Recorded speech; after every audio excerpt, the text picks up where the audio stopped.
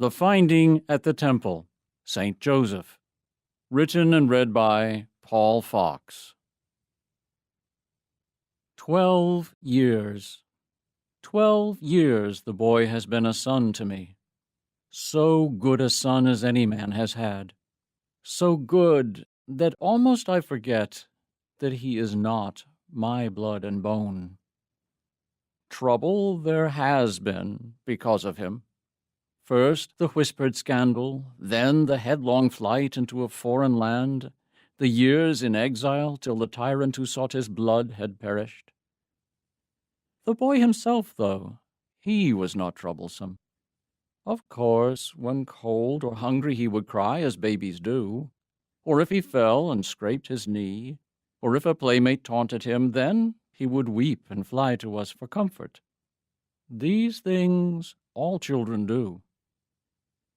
But never did he fly into a tantrum over some small thing denied, or lie about a sweetmeat he had taken, or fail to help his mother or myself, or answer us with disrespect, or worse. Such things I've seen all other children do, but never him. Some thought him simple-minded, so utterly straightforward and so peaceful as he was. But others saw, as I did, that his tranquil surface hid a fearsome depth. How quickly he grasped things well beyond his years, or even mine. How perfectly he did each task he set his hand to. The little children loved him, and the dumb beasts trusted themselves to him. 12 years, the perfect son. Now this. The long-awaited trip up to Jerusalem in caravan with relatives and friends. And often, on the way, he'd be with other children, or visiting his aunts and uncles, or lending a hand to some old granny. And so, when Passover was over and we made our way with kinsman and with neighbor, we were not troubled that we did not see our boy. Surely he was with that group of children up ahead, or helping a lagging mother with her brood of little ones, or ministering to some poor donkey that's gone lame. Then night began to fall, and camp was made, and soon, we thought, our boy will join us, and moment followed moment as we waited till we could wait no more. From tent to tent, from fireside to fireside we went, asking if they'd seen our boy, and disappointed, moving on. Until the last tent had been visited, the last mule driver had been asked, we never doubted that we'd find him. And by the time we'd made the rounds in vain, the sun had set. The world was dark. Our hearts were darker. How long that night was as we sat there, pinned in place by darkness. That he had chosen to be absent, had parted from us of his own accord, without a word to warn us, this never entered into either of our minds. Only the most fearsome possibilities filled our thoughts. That he was dead, or lying injured somewhere on the road, or had been taken captive to be sold a slave, or had fallen into some abandoned well.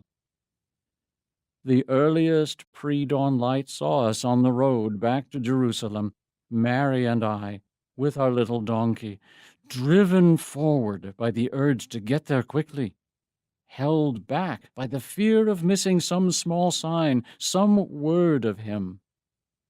Then, in the city, retracing our every step, entering every inn, visiting every market, stopping at every home of distant relative or friend in hope of finding him. Then, up at last onto the vast and crowded Temple Mount, surging with worshippers and with hawkers crying their wares, selling their doves and their lambs. And where is our dove? Where is our lamb? And then, passing by a portico, Mary halts abruptly, cocks her head. His voice! She's sure she's heard his voice, and in a moment, yes, I hear it too. We turn to enter, find a crowd of learned men, and there in their midst he sits, unharmed, untroubled, calmly debating points of law like a seasoned scholar, while men my age and older, wearing garb that marks them out as students of the law, hang on his every word and nod, and ask him questions, and nod again at his reply. The fear and anguish that had been my life that endless night and all that day now turned to fury. How could our perfect boy have done this thing to us? How could he have done this to his mother? But Mary, sensing my rage, touched me on the arm. "Let me speak to him," she says, and at her touch the anger dissipates, and in its place is only sad confusion. We step forward now, enduring glares from the assembly. We, dusty peasants from the north, what had we to do here in this learned crowd? Our son then saw her as we drew near, and Mary said to him, "My son, why have you treated us this way? All night long we feared for you. All day we have been seeking you, fearing that some evil had befallen you."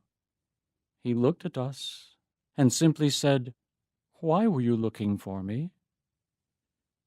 That look, his face, as yet unbearded, is his mother's face, down to the last eyelash. That look of innocent, unguarded puzzlement and hurt, that very look was on his mother's face some 13 years ago, when Mary came to me to say, "Dear Joseph, I am with child by the Holy Spirit," and saw the disbelief writ plainly on my face. And then he spoke again and said, "Did you not know that I must be within my Father's house?" My Father's house. Those words, so calmly spoken, broke my heart. 12 years, 12 years, the boy has been a son to me. 12 years, now this, my Father's house. My head bows. I cannot look at him. I make a move to turn and mutely go. But suddenly he's there before me, kneeling at my feet. His upturned face, moments before so otherworldly, so immovable, is bathed in tears now, mirroring my own. "Abba," he says, "Abba Joseph, let's go home." A production of We Are One Body Audio Theater.